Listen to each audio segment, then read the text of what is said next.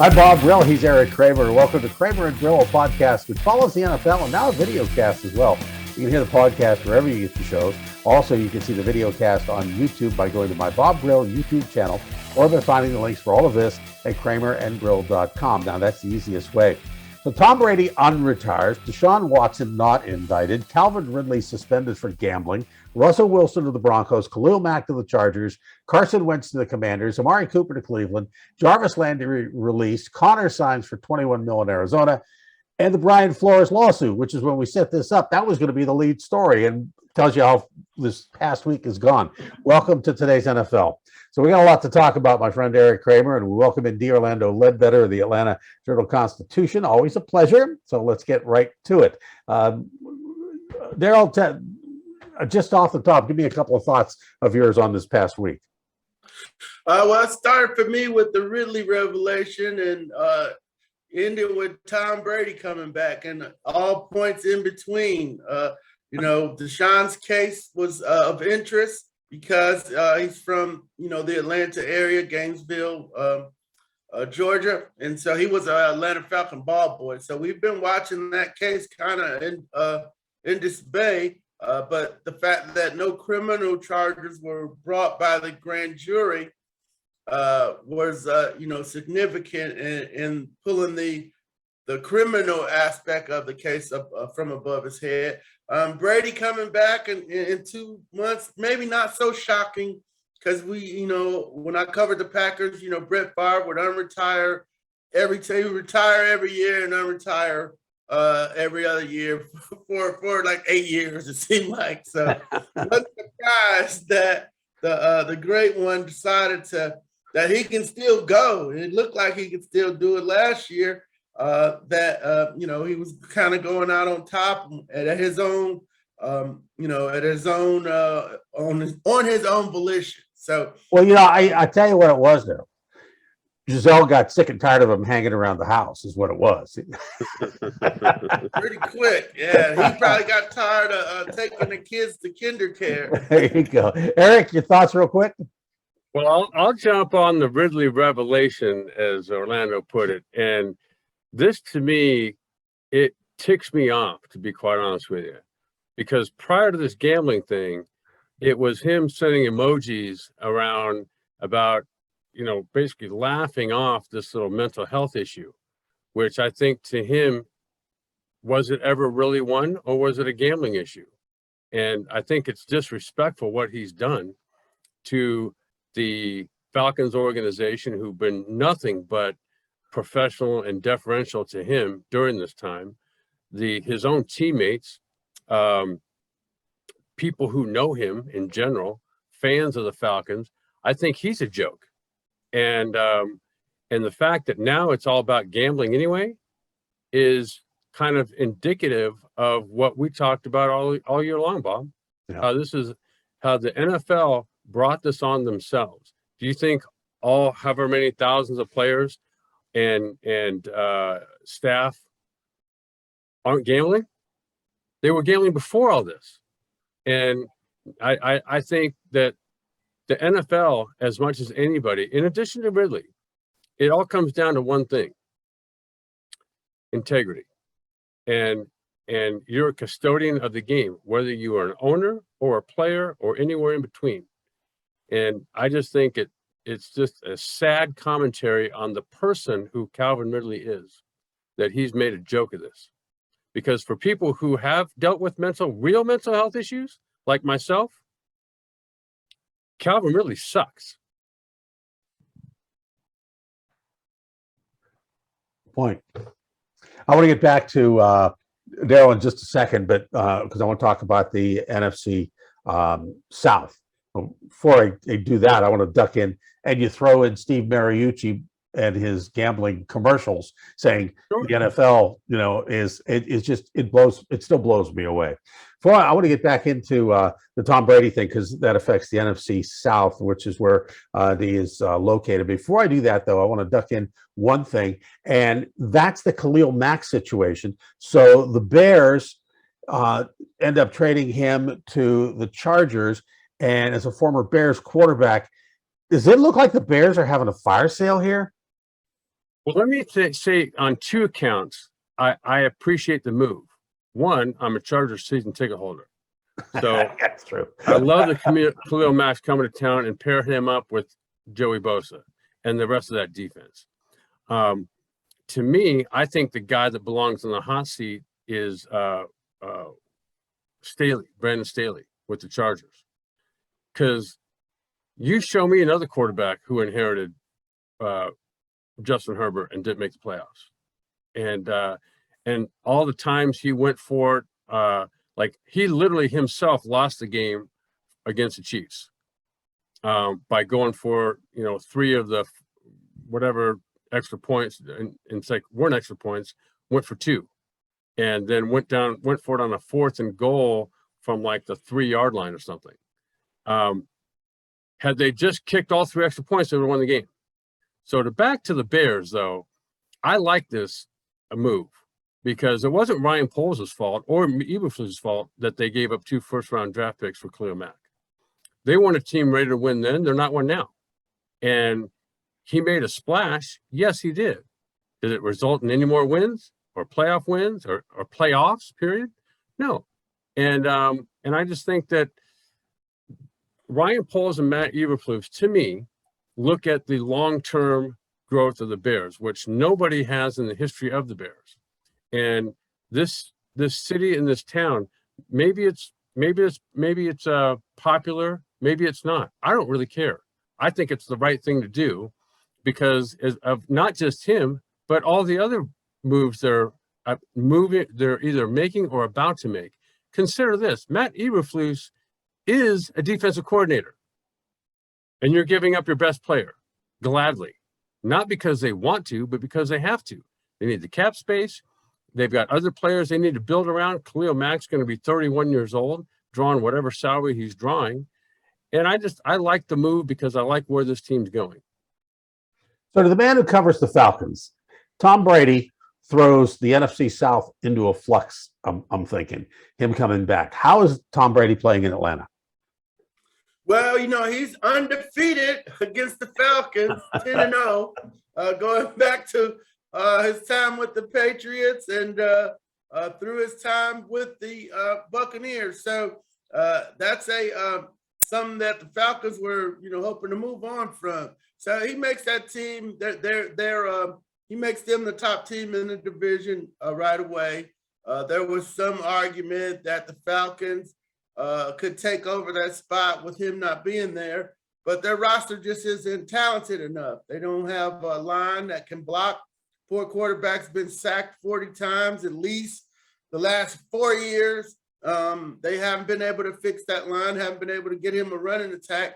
And that's when the Falcons were title contenders. They had a running attack and the quarterback was upright, and you always had a so-so defense. So if they could somehow fix the defense, get the quarterback upright, find a running game, then maybe you can go after Tom Brady and the Bucs. But as we know, in the salary cap era, you can't fix everything. So they're not a serious contender at this point. It's a division that was, down with Brady leaving, Breeze leaving 2 years ago, Saints not really having a quarterback, whether they get Jameis Winston back or keep rolling with Tyson Hill, and Trevor Siemian was the other quarterback for them. And then Carolina is, if they hit in the Deshaun Watson derby, so to speak, then they have a quarterback. But they do have a pretty good defense. I don't know if they can keep Stephon Gilmore. So, yeah, Brady coming back puts the Bucs in the league seat. The Falcons, the Bucs, and the Falcons, Saints, and Panthers all have major questions. So that's where we're at in the NFC South today, a day after Tom Brady decided to come back and lace up the hot tops and get back out there. Well, the thing about it is Deshaun Watson is talking to the Saints and the Panthers. So you can have him and another team in that division. You can have Matt Ryan. You can have Tom Brady. I mean, this division has to be, the last couple of weeks, the focus was on the AFC West because you had Russell Wilson going to Denver. You had, of course, Herbert, and you had Carr. I mean, and this whole thing was just in a flux, and everybody saying, "Well, the Super Bowl champ, one of the Super Bowl teams is going to come out of the AFC West." Now you have this situation in the NFC South, which is just way out of proportion now and becomes the big news. So, what happens if Deshaun Watson ends up in that division as far as with either Carolina or New Orleans? And is there one of those teams that's got a lead on him? Yeah, I think the Saints, they were into the playoff hunt last year without a quarterback pretty much. So he would improve them, vastly. He put them back in the mix in the wild card hunt. Carolina, I like their defense. Their ground's kind of been okay up front. Shaq Thompson is doing pretty good. He's got Jeremy Chin. You got people at all levels of that defense. I don't know if Dante Jackson and Stephon come back. Those are two good corners, but that defense is their best unit. I don't know if McCaffrey makes it back. He's just been injured so much, but everybody's got kind of a plan. But I think if he goes to the Saints, that would elevate them more than it would the Panthers. Now, the other teams, Seattle's out there without a quarterback. So is the Indianapolis Colts. So, maybe the dark horse teams get in there. I mean, the best of those four teams, maybe the Saints, maybe the Colts, of how far they are alone. If you want to cherry pick and try to drop into a playoff situation, the Colts are right there if they can beat the Jaguars. And then, the Saints are right there and they beat the Falcons at the last game, but everything just broke right the other way for the 49ers. So if I'm a player, I'm trying to find the best team. I don't care what city it's in, but some of the kids, everybody want to go to Miami and, be in the sun and all that. I mean, if you're in this to win and be a winner, and I want to take my time to South Beach, maybe LeBron. Yeah, we got two teams in LA now, so right. you want to come here too. So Deshaun Watson's been out for a year. He's still facing civil charges, and he might get suspended by the NFL. So Erik, I'm kind of curious. I mean, what's it mean? Can a quarterback, even a young quarterback still, take a year off, go through all of this, and can he come back and focus? I mean, it's going to be the sort of a Colin Kaepernick thing all over as far as the weekly questions and everything. Well, to me, it's not anything like Colin Kaepernick, and I think there's no morals clause in these contracts. But what I think is going to happen is the NFL bungle. They don't bungle investigations; they cover up investigations, and they gather up as much evidence as they possibly can, only to do away with it.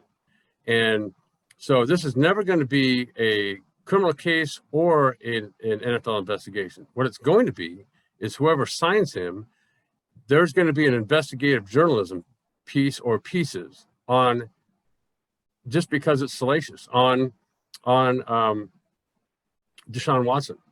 And so then it's going to be who wants to employ Deshaun Watson, who wants to sit next to him in the locker room, who wants to be friends with him, who wants to employ him.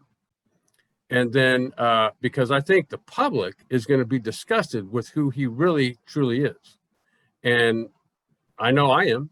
And so I don't care if he smiles his way through it.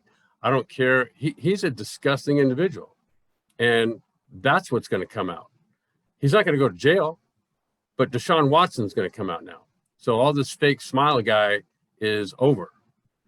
He's still going to smile his way through it, I guarantee you. But who he is as a person is also going to show through.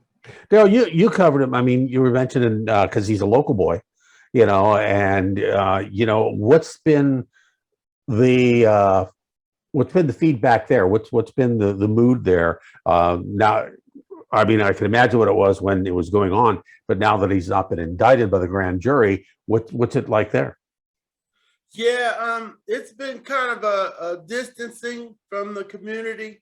I mean, like I said, he was a young All-American high school kid, ball boy with the Falcons, during the time when, they were winning, Matt Ryan and a lot of the guys used to go to his high school games. I remember going to his games from sophomore year on. He was that type of player in the state of Georgia, right before Trevor Lawrence, right behind him, right before Cam Newton, right before him. So, the football, you know who these young players are, and nobody around the Falcons had anything bad to say about them. But as these civil claims came out last year, it was, appalling, like Erik said. So, now that the criminal charges, it's been kind of standoffish, because that don't mean nothing didn't happen. That just means, and I'm a lawyer, that just means that they didn't have enough evidence to feel that they can get a conviction beyond a reasonable doubt. So the facts don't change that something happened, but was it beyond a reasonable doubt to get a criminal conviction? And this grand jury in Harris County, Texas, didn't feel that these situations rose to that level. Now, civil case is different, but preponderance of the evidence. It's like, okay, something happened. We're not really sure what, but enough happened, and a civil grievance was made, and the person has to be made whole, and that's usually financially. So that's where the legal issues stand in this case. And just the facts that I know, like Erik said, they're reprehensible, even if they're partially, this just the facts that we know, or abhorrent, signaling some type of behavior that less than gentlemanly, much less than that. So here in Atlanta, it's kind of like, at one point they're like, okay, we'll just go get Deshaun when Matt Ryan's done. But I'm not hearing any of that talk right now. Well, I want to talk about Brian Flores. I want to wrap it up with that. But before we get to that, just a quick comment from both of you on Russell Wilson going to the Broncos and Carson Wentz to the Commanders. Can these two guys fix what's going on with those teams? Steve? I think so. I mean, certainly Russell Wilson can, because he's the missing piece. They got everything else. And Carson Wentz, I'm not so sure about. I know he's played well in spurts, but when they've needed him, he's not. And I think that Russell Wilson, aside from going to NC State, I know he doesn't like to claim he went there, but hey, who else went to NC State in this room? Well, I'm just saying that I think he's truly and is going to continue to be one of the best talents at quarterback in the league. Because he's a leader. He's everything Deshaun Watson's not. Because you got that point too. I don't care how great Deshaun Watson is physically. He's got to be like your quarterback. At least has to have the illusion of that he's got some integrity. How people going to follow him otherwise? Who's going to want to follow the Deshaun Watson that we all currently know exists? But I think Russell Wilson has all that in spades, and he's a natural born leader. He's athletic. He does all the things you would want a quarterback to do if he was leading your team. Daryl? Yeah, no question about it. Denver's got a team already, so he fits in perfectly there. They'll play a little bit differently, but he's got weapons all around the field. Carson Wentz, I think, with Coach Rivera up there, and they got a decent enough team to where they can compete in the NFC East. But yeah, it scares me that this guy's just the third team. He's from has social adjustment problems. It seems like the ability to lead has to be called into question. But yeah, you see the physical talent, and you just hope for him that maybe it's just a maturation thing, that he gets in his mid-25s and kind of grows up and realizes, hey, this opportunity is not going to be here forever.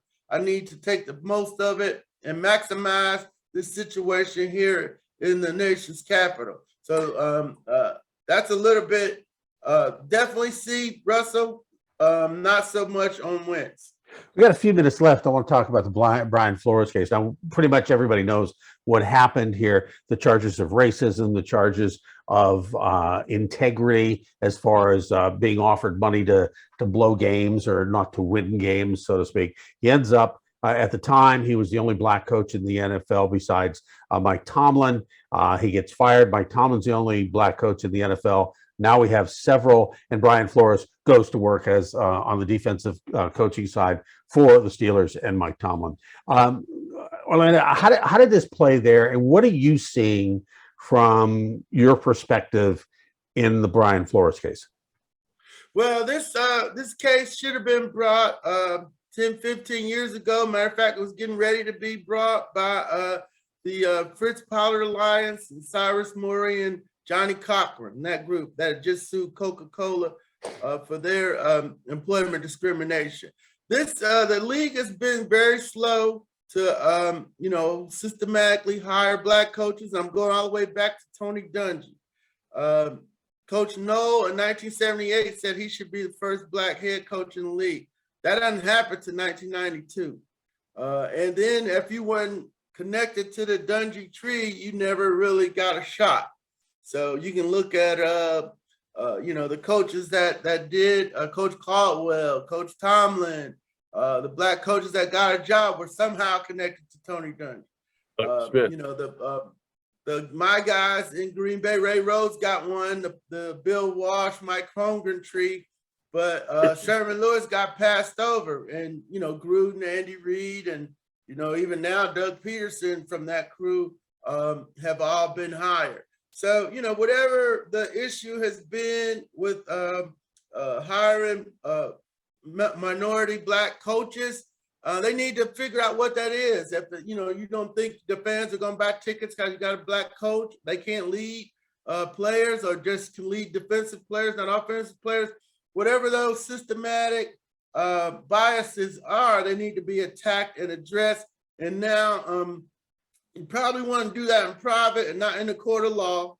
But because the pattern has been so pervasive over time, that now we're in court trying to handle this issue or issues. Erik? Well, I was going to say that the important court to me is the court of public opinion. And we all know this case isn't going to trial.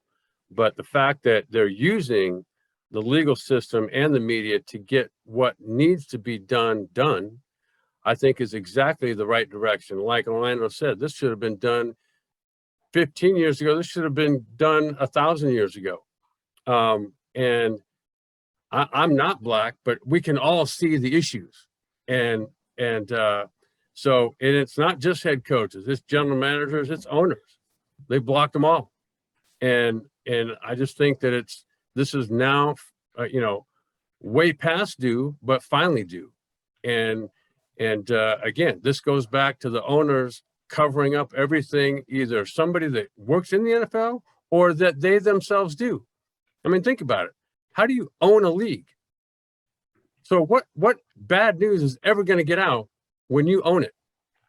And I think this is the, sadly, this day has come, and I wish it went to trial. I do. But I know it's not going to go, but anyway, that's a sad fact of life. And I think Brian Flores is absolutely right, as is everybody that's behind him. Well, this has been a great show, guys. We're going to have to wrap it up. We could talk here for a couple more hours about this particular case, along with the rest of them. But D. Orlando Ledbetter, the Atlanta Journal-Constitution, always a pleasure. Happy to get your insights, and we'll have you on again. We appreciate you being here. There you have it. Kramer and Brill, Fantasy Football Podcast, NFL Football Podcast, now a video cast too. You can hear the podcast on iTunes, Stitcher, Libsyn, Odyssey, wherever you get your shows. And now you can see the video cast on YouTube by going to my Bob Brill YouTube channel, or by finding the links for all of this at kramerandbrill.com. That's the easiest way. For dear Orlando Ledbetter, and for my friend and colleague Erik Kramer, I'm Bob Brill.